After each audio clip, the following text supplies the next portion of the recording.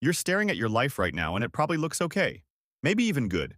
Stable job, predictable income, a routine that works, nothing's broken, nothing's burning. You made the responsible choices. You played it safe. And that's exactly what you were supposed to do, right? That's what they told you. Play it safe. Don't take unnecessary risks. Be smart. Be careful. Protect what you have. But here's something nobody warns you about. Playing safe might be the single most dangerous decision you'll ever make. Not dangerous in the loud, obvious way, dangerous in the silent way. The kind that doesn't announce itself. The kind you don't notice until years have passed and you're looking back, wondering where all the possibilities went. The kind of danger that compounds so slowly you mistake it for stability. Let's start with how we got here. From the time you were young, you were taught a very specific equation. Safety equals success. Risk equals stupidity. The world around you reinforced this constantly. Your parents wanted you to have a secure future, so they pushed you toward stable careers. Doctor, lawyer, engineer, accountant. Something with a clear path. Teachers rewarded you for following instructions, not questioning them. You got gold stars for staying in line, for completing assignments exactly as specified, for not coloring outside the boundaries. Society celebrated the people who climbed the ladder correctly, who checked all the boxes, who colored inside the lines. The promotions went to the reliable ones. The praise went to the consistent ones. And anyone who did something different, anyone who took a chance, they were labeled reckless, irresponsible, naive, foolish. So you learned that playing safe wasn't just smart. It was virtuous. It was the mature thing to do. It meant you understood how the world works. It meant you were responsible. It meant you cared about your future. Risk became associated with immaturity, with chaos, with failure. And safety became synonymous with wisdom. The safe choice was always framed as the intelligent choice. But here's what nobody told you. Safety wasn't being sold to you as a strategy. It was being sold to you as a fear response dressed up as intelligence. They taught you to be afraid of uncertainty and convinced you that fear was prudence. So what does playing safe actually mean? Let's get specific. It means choosing the predictable option. The path where you can see most of the steps ahead. The job that's been around for decades. The city everyone moves to. The degree everyone respects. The career your parents understand. The relationship that makes sense on paper. The investment that guarantees returns, even if they're small. And predictability feels good. It feels like control. It feels like you're making a smart bet, like you've done your homework, like you've calculated the odds and chosen wisely. But here's the thing about predictable choices. They come with a predictable ceiling. When you choose safety, you're not just avoiding risk, you're also avoiding upside. You're capping your potential before you even start. You're trading the possibility of something extraordinary for the guarantee of something acceptable. And that trade feels wise in the moment. It feels responsible. It feels like you're being realistic. But over time, it starts to feel like something else. It starts to feel like limitation, like constraint. Like you built walls around your life and called them boundaries. Because safe choices don't ruin your life in one dramatic moment. They don't blow up. They don't crash and burn. They quietly limit it. Day by day, year by year, decision by decision. Until you look around and realize you're living in a box you built yourself. A comfortable box, yes, but still a box. And the cruelest part? Playing safe gives you the illusion of control. It makes you feel like you're in charge. Like you're managing your life intelligently. Like you're steering the ship with confidence and precision. You have a plan. You have stability. You have certainty. You know what next month looks like. You know what next year probably looks like. And certainty feels like progress. It feels like you're moving forward. It feels like you're building something. But progress requires expansion. It requires change. It requires stepping into the unknown. It requires the possibility of failure. And when you're playing safe, the unknown is exactly what you're avoiding. So what actually happens is this. You stop progressing, but you keep feeling in control. You're steering the ship, yes, but the ship isn't going anywhere. It's anchored. You're maintaining your position, protecting your territory, staying within the boundaries you've set, adjusting the sails but never actually sailing anywhere new. And you tell yourself this is smart, this is disciplined, this is what mature people do. But deep down, something feels off. Something doesn't sit right. Because you're in charge of a life that isn't expanding. You feel in control, but nothing's actually growing. Nothing's evolving. Nothing's surprising you anymore. And that absence of surprise starts to feel less like security and more like suffocation. Now let's talk about why the systems around you reward this behavior. Why playing safe is so deeply encouraged. Why every institution you've ever been part of has pushed you in this direction. Because it's not really about you. It's not about your well-being or your potential or your happiness. It's about the system. Jobs don't reward bold thinking. They reward compliance. Show up on time. Follow the process. Don't disrupt. Don't question. Don't suggest radical changes. Just execute. Do what you're told. Meet the metrics. Hit the targets. Stay predictable. Because predictable employees are manageable employees. Education works the same way. You're not taught to challenge ideas. You're taught to memorize them. Regurgitate them on tests. Get the right answer as defined by the curriculum. Stay in line. Don't question the textbook. Don't argue with the teacher. Just absorb and repeat. Because students who question everything slow down the system. Even socially, the pressure is the same. Don't be too different. Don't stand out too much. Don't make people uncomfortable with your choices. Fit in. Be relatable. Be acceptable. Be someone people can understand and categorize easily. And all of this makes sense from the system's perspective, from the institution's perspective. Because systems don't benefit from risk takers. They don't benefit from people who question everything. They benefit from stability, from predictability, from people who won't rock the boat, from people who will keep the machine running smoothly. Safe people don't challenge the system. They stabilize it. They keep it running. They're the oil in the gears. And in return, the system gives them just enough. Just enough income to survive. Just enough security to not panic. Just enough comfort to not rebel. Enough to keep them playing safe. But not enough to break free. Not enough to build real wealth. Not enough to create real options. Just enough to stay dependent. So let me ask you something. And I want you to actually think about this. Not just hear it and move on. Actually pause and consider it honestly. Do you avoid making decisions that might fail publicly? Do you choose certainty over possibility, even when the possible option excites you deep down? Do you delay taking risks and call it planning? Do you call it being strategic when really, you're just buying time because you're afraid? Do you tell yourself you need more information, more preparation, more certainty before you make a move when the real issue is that you're terrified of what happens if it doesn't work out? Do you optimize for not being wrong instead of optimizing for being right? Because here's the truth. Playing safe doesn't protect you from fear. It doesn't eliminate fear.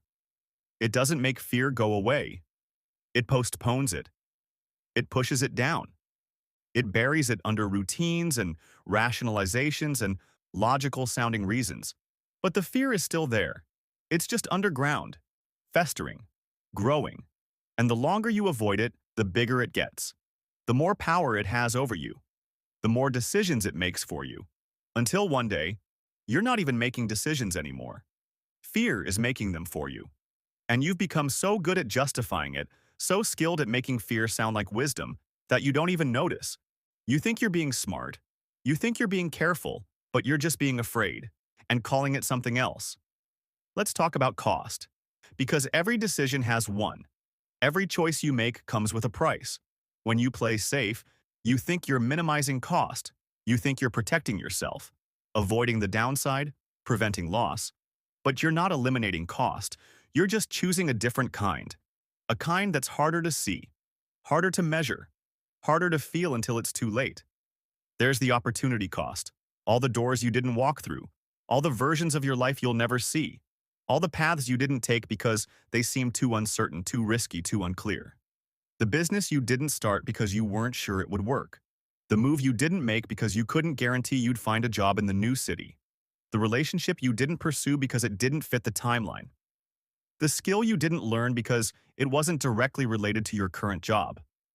The person you didn't become because becoming them required risk. And opportunity cost is invisible.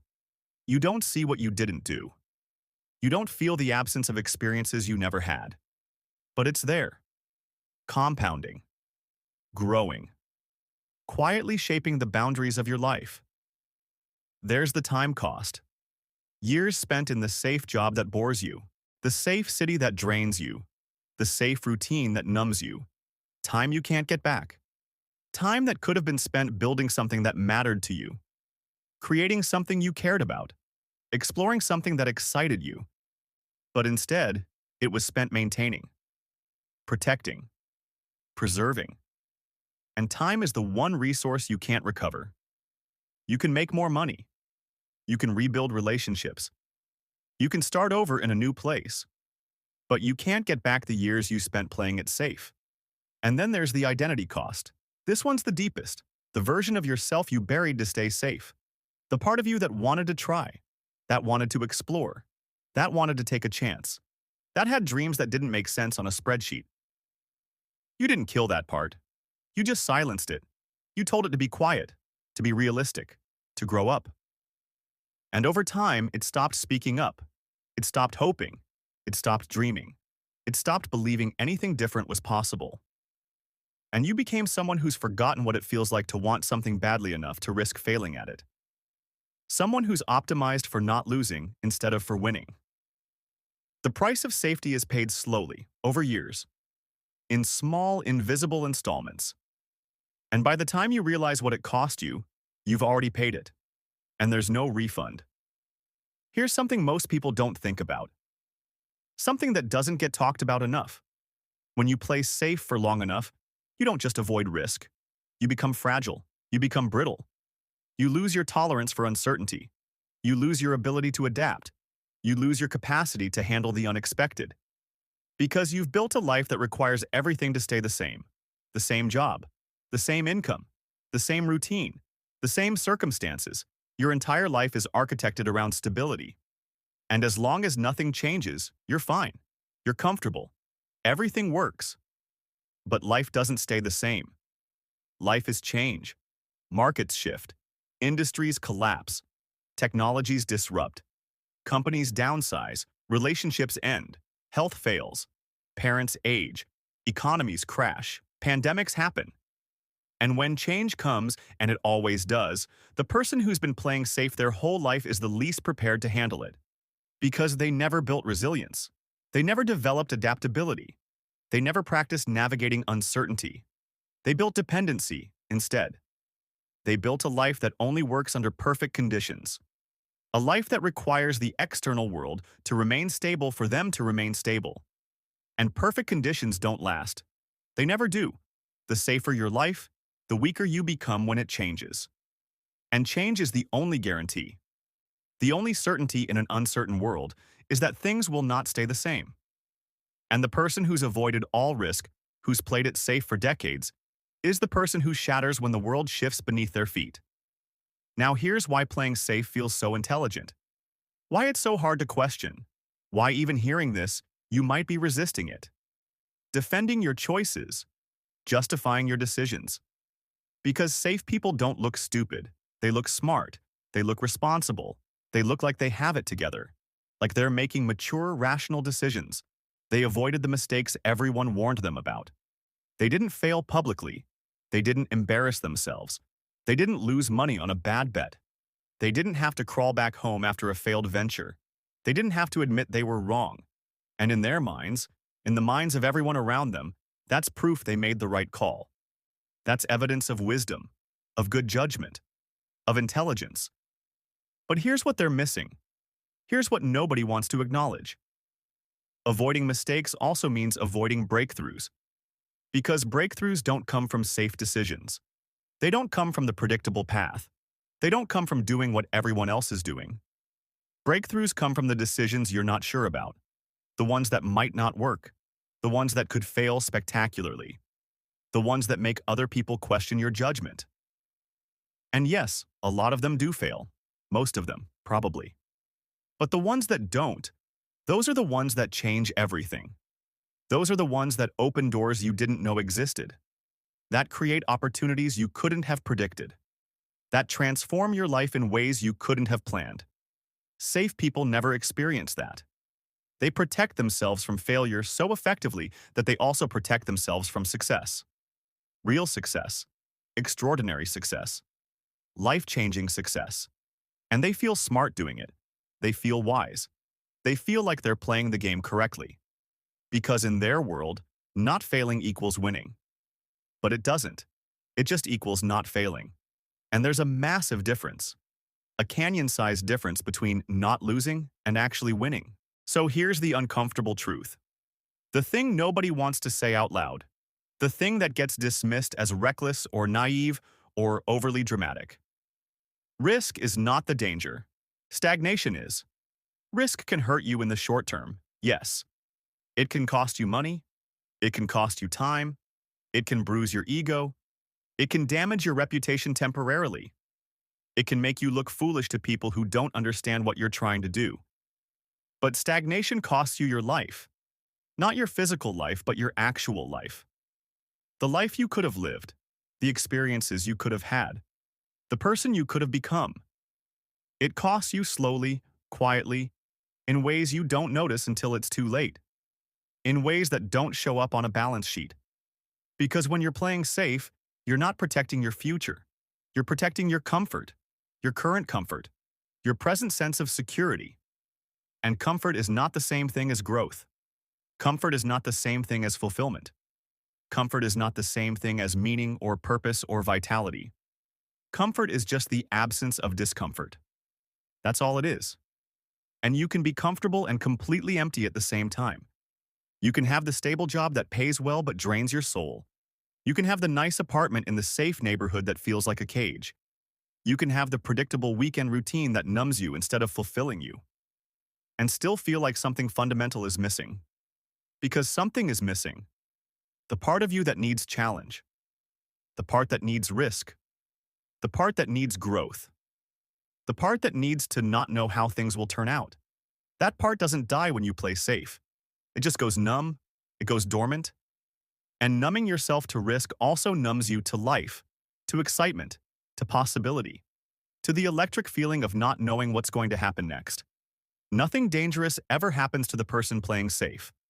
Their life is predictable, controllable, manageable, until it's not. Until everything changes at once, and they're not ready. They've never been tested. They've never had to adapt. They've never had to rebuild. And suddenly they're facing the exact danger they spent their whole life trying to avoid, except now they're completely unprepared for it. Let me be clear about something. This isn't a call to action. I'm not going to tell you to quit your job tomorrow. I'm not going to tell you to take wild, reckless risks. I'm not going to give you 5 steps to a more adventurous life or a blueprint for breaking free from safety. I'm not going to pump you up with motivation and send you off to make impulsive decisions. Because most people won't change anyway. Most people will hear this and nod and feel something stir inside them and then go right back to playing safe. They'll go back to the comfortable routine, the predictable choices, the safe path. And that's okay. That's their choice. That's their life. But I want you to understand what that choice actually is. What you're actually choosing when you choose safety. It's not the smart choice. It's not the responsible choice. It's not the wise, mature, rational choice. It's the comfortable choice. It's the easy choice. It's the choice that requires the least courage. And there's nothing wrong with choosing comfort. There's nothing morally wrong with wanting an easy life. But don't lie to yourself about what you're doing. Don't dress it up as something it's not. Don't call it wisdom when it's fear. Don't call it strategy when it's avoidance. Don't call it being realistic when it's being afraid. Call it what it is. Fear. Fear of failure. Fear of judgment. Fear of the unknown. Fear of what people will think. Fear of being wrong. Fear of wasting time. Fear of looking stupid. Fear of losing what you have. And again, that's okay. Fear is human. Everyone has it. But own it. Be honest about it. Acknowledge it.